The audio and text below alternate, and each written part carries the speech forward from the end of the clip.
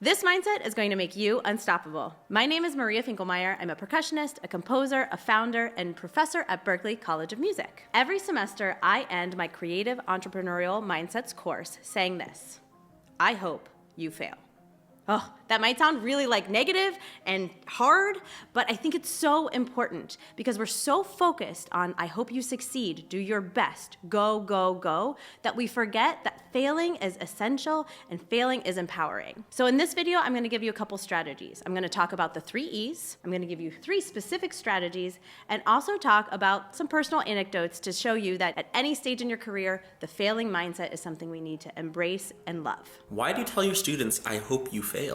I tell my students I hope they fail for 3 reasons, and I call them the 3 E's: to embrace, to empower, and to evolve. So the first is to embrace. What I mean by that is I want you to embrace the failing mindset. I want you to embrace the fact that you can grow. There are these 2 kind of mindset perceptions that are kind of typical in the entrepreneurial space and the psychological space. So on one side, we have the fixed mindset. I visualize a square here. It's someone staying inside the box. They're avoiding difficult endeavors. They think things are too hard. In this space, you feel challenged by everyone else's success, and you don't take feedback into consideration or take flow into consideration. In the growth mindset, we believe that development is a part of who we are. You embrace challenges. You think you can get better. You want to explore different paths of creativity and mastery, and you're inspired by somebody else's success because their success does not affect your success. It is only there to show a path that is an opportunity. So now we're going to move on to the second E.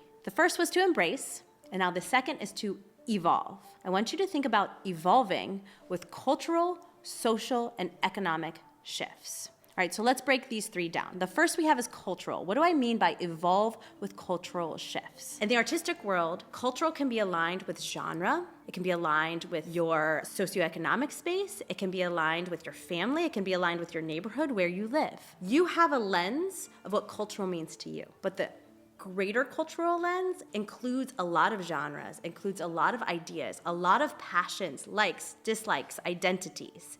And so to embrace failure is to embrace the understanding that you will not understand cultural identities and how to connect with different cultural identities without trying. Something that feels good to you might not feel good to somebody else. And it might be someone you want to speak to and reach to. It might be a potential fan, a potential investor, a potential supporter. And so to evolve culturally means to evolve and say, I understand my identity, but I want to connect with these other cultures, these other identities. So the second is to evolve in the social space. So socially, things change faster than I can blink. We live in a world of virality, and we need to understand that we are speaking to masses often. And socially, things change, trends occur. What TikTok was trending yesterday, the dance I learned is not so much trending today. And so that's what I mean by socially. Maybe I post that dance video and it doesn't do so well and I feel failure, I feel upset. But it's just saying that you need to evolve, and in the social space, it's evolving quickly. And it's listening non-stop. It's kind of saying, I'm jumping on the trend early, or I'm not. That's okay. I'm not saying you need to be trending. I'm saying you need to be listening and understanding what is working. And if what you put out into the world doesn't work in that moment, it's that learning space. So then we need to think about evolving with economic shifts. I'm not going to give you a TED Talk on the economic state of our country or our world, but what we all need to understand is that economically things are moving quickly. Things peak and valley, gas prices go up, gas prices goes down. It's just the world we live in, and we just need to be observing it and understanding when to invite and ask people to support projects. And maybe you fail because the investment money is not there, because the economic state is in a decline. And that's not saying your idea is good, your idea is bad. No way. It's just saying that economically it's not aligned with what can be done at that moment. So the second E, evolve, is about just saying that I have this idea, I want to bring something into the world, and I have to be evolving and understanding what's happening culturally, socially, and economically to make the right decisions. And you know what? the failing mindset tells you is you just need to make decisions and do something and then listen to those 3 pillars. All right, so the last E is my favorite. And of course I save it to last, but it is to empower. Failure actually really stinks. It doesn't feel good. It makes me sad. It makes me maybe cry and makes me feel like, what am I doing with my life? So listen, failing shows us where we want to put our energy. Because if you fail and you wake up the next day or maybe 3 days later, let's be honest, and you say, I still want to do that, you are on the right track. And without failing, we don't have that fire in us. To fail means to say, yes, this is my calling. This is what I want to do. If you go on stage and you bomb and you want to go on stage again the next weekend, that means you're on the right track. That means you're meant to be a performer. If you go in front of investors and you're saying, I need $50,000 for my startup, and they say no, and you go to another investor the next day, you are meant to make that business. And I think that the people I see out there, and now that I've tracked a lot of artists and creatives and entrepreneurs over the past decade, it's those that are still out there and saying, I love this idea. I love this concept. Yes, I'm evolving. Yes, I'm embracing the growth mindset, but I'm still here.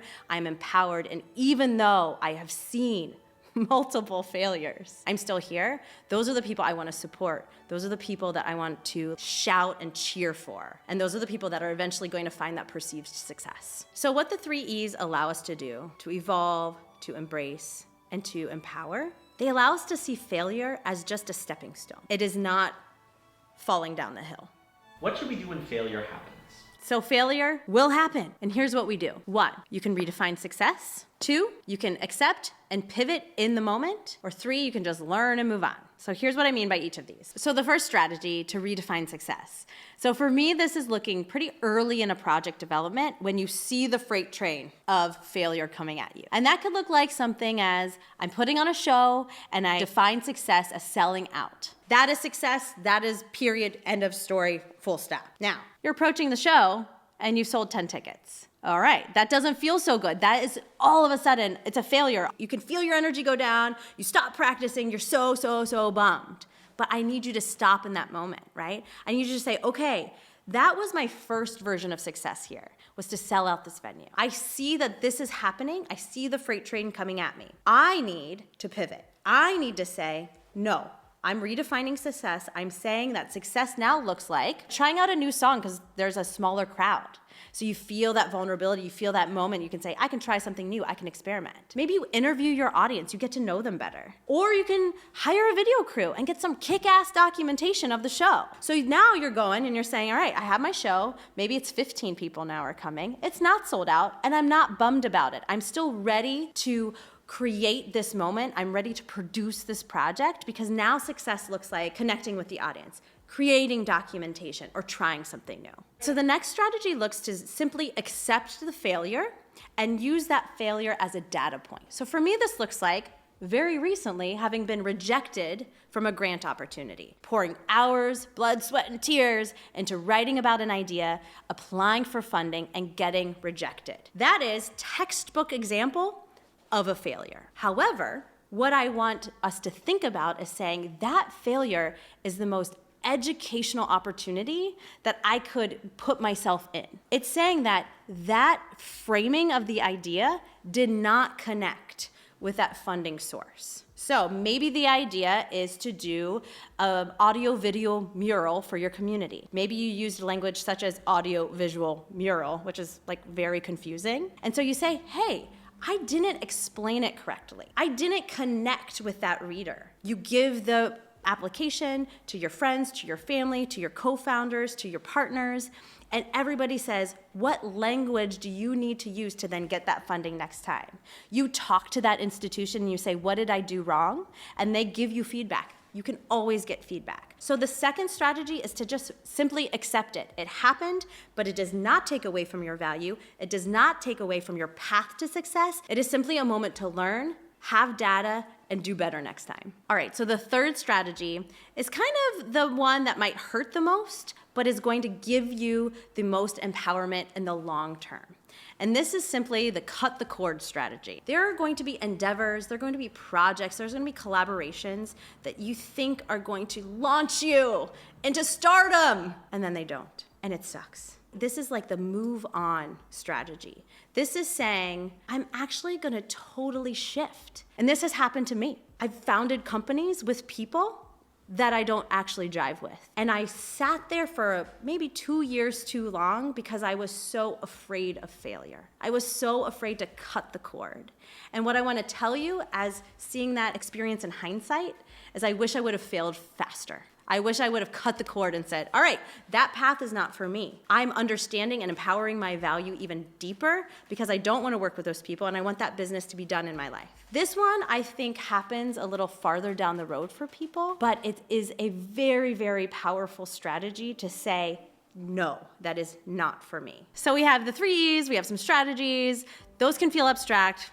So let me tell you a little story. Now, my career at this point is known to be merging performance art with public art with new technologies. But I didn't start like that, and I think the actual springboard into this whole mess that is my career was a very, very real failure. Right after graduate school at Eastman School of Music, I moved to northern Sweden to continue studies, kind of trying to be an improviser and a composer, and really, let's just be honest, like finding myself, as my parents would have said at that time. Lived in the woods, saw the northern lights, it was beautiful. At the time, I had formed a percussion trio, I was touring with orchestras, I was teaching. After about 2.5 years, it was very clear to me I was gonna move on, and all of my partners, we all wanted to move back to our homes and be with family and to kind of catalyze our career in other ways. So we said, we're gonna create the send-off tour. We had also gotten really excited about a place called the Tree Hotel. So look it up, treehotel.se.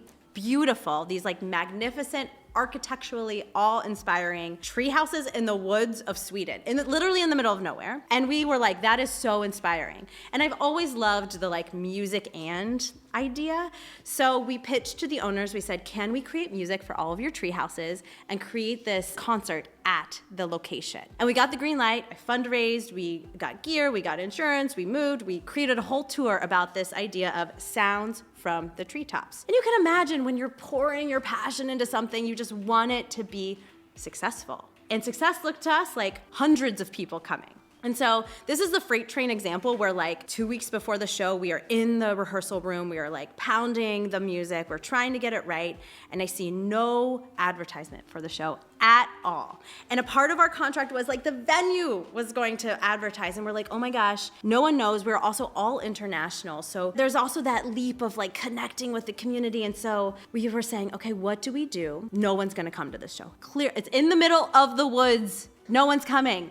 And so we had to sit down and say, what are we gonna do? And this was before iPhones in your pocket creating video, but we said, we need to document this. This is special. We were so passionate, and it really came from this organic space of like, we just wanna share this art that we're so proud of with the world. So we hired some friends to bring some cameras and ended up creating this documentary style. Here's how we made sounds from the treetops, and kind of left the experience like, that was great. And of course, you're probably wondering like how many people came. Like 5 people, the owners of the Tree Hotel and like their friends. But you know what? We were also there, and our media friends.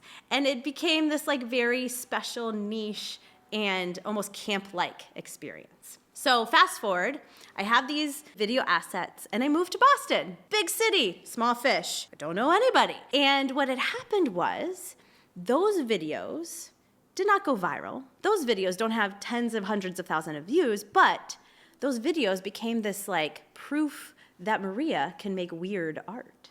And as I was meeting people here in Boston, I was going to different concerts, gallery openings, events. When you Googled me, you found these videos. And so I ended up meeting someone named Jeff Grants who wanted to do a nighttime light and art festival. And literally, he goes, looks like Maria will do weird things. Would you like to open the festival? And I was like, I find that to be a compliment. And yes, I will. So essentially, I created this improvised percussion performance on these large hollow boxes and metal pipes in which Jeff had someone project animation into the boxes. It was kind of very quick because we were all experimenting. We were in that like prototype phase of what does a nighttime light art festival look like. This was the first year. It was called Illuminous. Thousands of people came out to the South End in Boston, but all of the artists, we were kind of in that scrappy mode, right? Which I love, and it's totally part of the equation. So at the end, Jeff goes, All right, thanks, Maria. You did great. We had fun. I met a lot of new people. Moving on. So first we had absolutely failed project. Check. Next we had do a project on a scrappy budget in short amount of time. Check. And that led me to turning Fenway Park into a musical instrument and a projection canvas, which you can learn about here. I made a video about it, which has essentially been the springboard to everything I do today, which is taking live performance, public spaces, and emerging technologies, smushing them together to create evocative and ephemeral experiences. So, I hope you fail. I hope you dream big. I hope you take risks. I hope you feel empowered and embrace and evolve. And I want to help you do that. I want to help you get your ideas out into the world. So what I've done is I've created a free downloadable PDF about pitching your projects. The link is in the description.